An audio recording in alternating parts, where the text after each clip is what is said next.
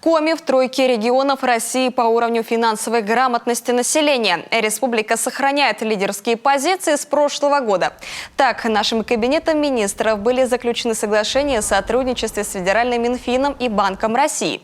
Создан Координационный совет при правительстве республики по повышению финансовой грамотности населения.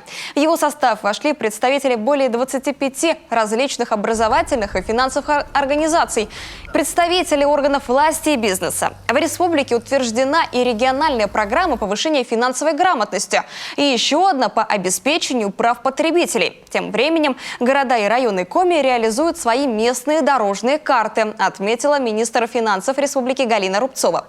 Важной площадкой стал и региональный центр повышения финансовой грамотности и соответствующий портал.